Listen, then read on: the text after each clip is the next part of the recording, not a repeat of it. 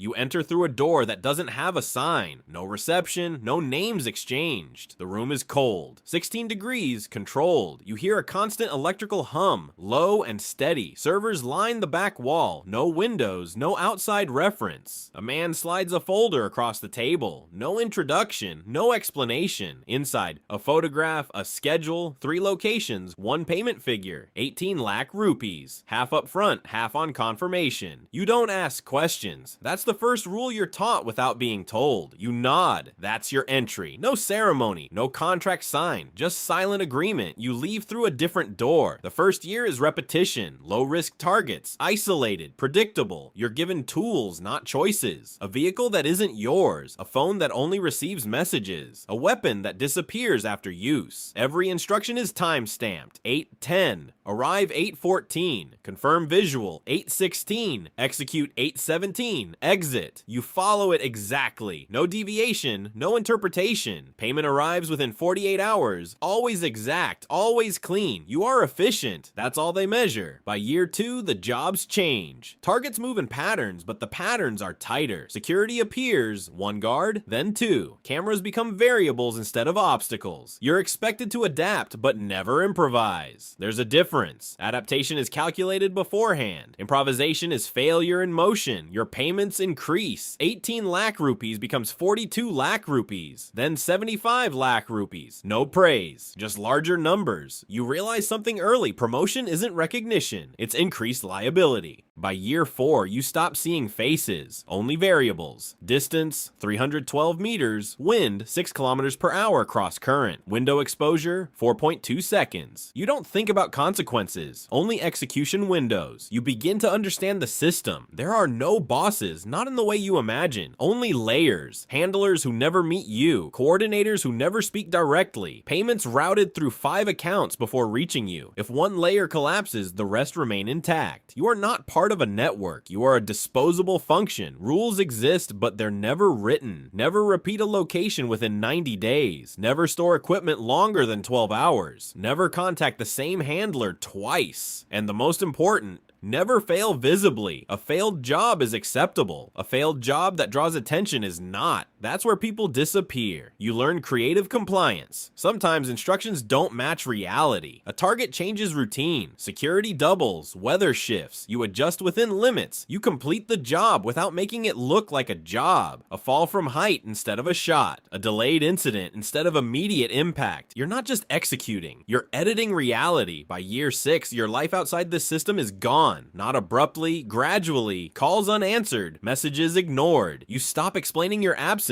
because explanations require consistency, and your life has none. You move apartments every 8 months. No personal items, no photographs. Everything you own fits into 2 bags. 1 visible, 1 hidden. Sleep comes in short cycles. 3 hours, then 2, then none. You wake up already alert, always scanning. Even in silence, your body expects movement. You try to maintain something normal once. A conversation, a routine meeting. It fails. You notice exits before faces. You calculate distances between tables. You track reflections in glass surfaces. You are present, but not participating. After that, you stop trying. Isolation becomes efficient. No variables, no risk. Year 8. The job feels different before it begins. The payment is higher, 1,800,000 rupees. No explanation given. The file is thinner than usual. Less data, fewer patterns. That's the first sign something is wrong. You take the job anyway. Refusal isn't part of the system. You prepare like always. 3 days of surveillance, 2 confirmed routes, 1 fallback. You note everything. Except one thing doesn't fit. There's a gap in the schedule. Exactly 11 minutes unaccounted for. No movement, no cameras, no reason. You flag it mentally, but you proceed. Execution day, you're in position 14 minutes early. Standard procedure. The environment feels wrong. Too quiet. No background movement. No random noise. Even the air feels still. You wait. The target doesn't arrive. Instead, a vehicle pulls up, unmarked. Doors don't open. Engine stays running. Your earpiece stays silent. That's when it breaks. Not loudly, not dramatically, just a clear realization. You were never tracking the target. The system was tracking you. You exit immediately. No hesitation, no confirmation. You abandon equipment, break every rule in sequence. Distance becomes your only priority. No one contacts you after. No warning, no